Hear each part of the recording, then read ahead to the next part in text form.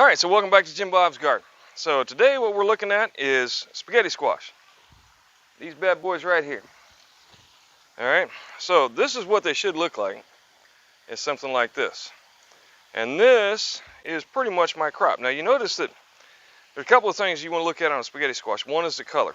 So this kind of got the variegated skin, and you can see that it's turning yellow in between, and that's a good indication. The other indication is that the vines are dying back.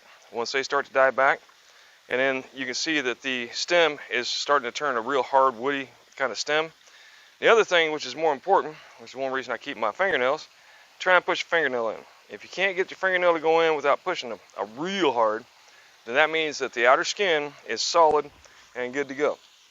Now, some of these were not necessarily ripe. Like that one there, I can get my fingernail to go in. You can see the little markets left right there, where I can actually push my fingernail in. Problem is, what we're having, like this one here is a little soft too. What we're having is a lot of the squash bugs are getting into these squash and killing them. This is my total harvest of all the non-eaten, essentially, squash. And we'll take you over here in just a second. I'll show you the rest. All right, so, can you get me?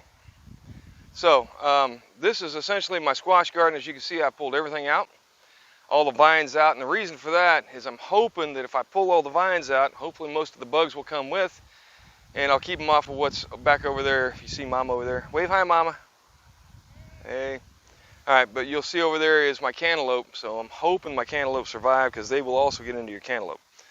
So this is like a small one that's too small, really. You know, it's got nothing. I mean, I can push my fingernail in without no effort at all. But this is all my vines, that pile and that pile. Had quite a bit of vines this year. Now let me show you the rest of our harvest over here.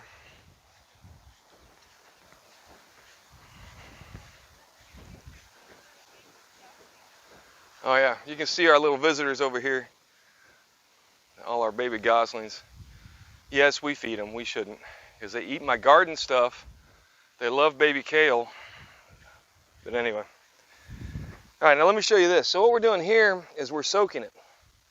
And the reason I'm soaking it is you can see the squash bugs will come out and die. And so this is one way to hopefully save the squash. Now, is that salvageable? We don't know. We're going to find out. I think so. But essentially, I'm getting the bug out. So I know at least I don't have any bugs, or not any live bugs. Normally you don't soak your squash because it makes the outer skin soft.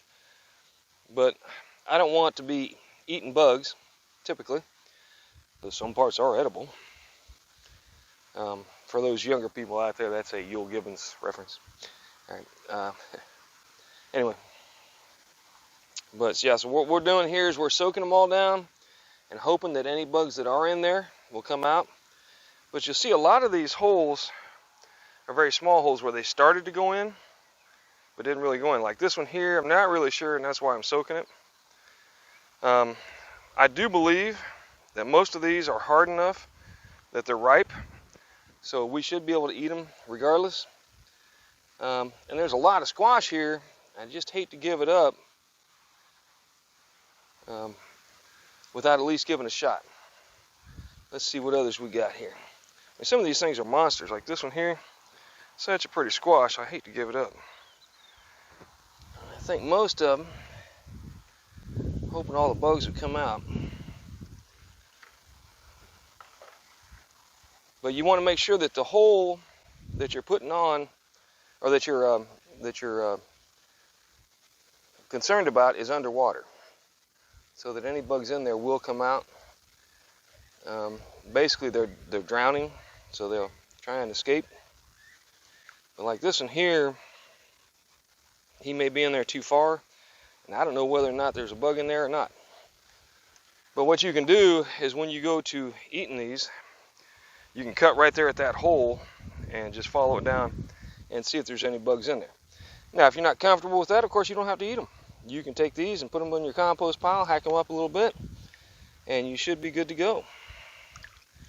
But we have got a lot of bugs to come out, so I'm hoping that we let these soak for a day. Oh, there's another one right there. Another dead one. All right. But that's what eats up your squash. It'll also get your cucumbers if you're not careful. And I even planted those, even planted those in a different garden to try and keep the squash bugs down. But it's just kind of a fact of life here in Florida. If you've got squash, you're probably going to get squash bugs. So that's why I harvest them all when they were still young.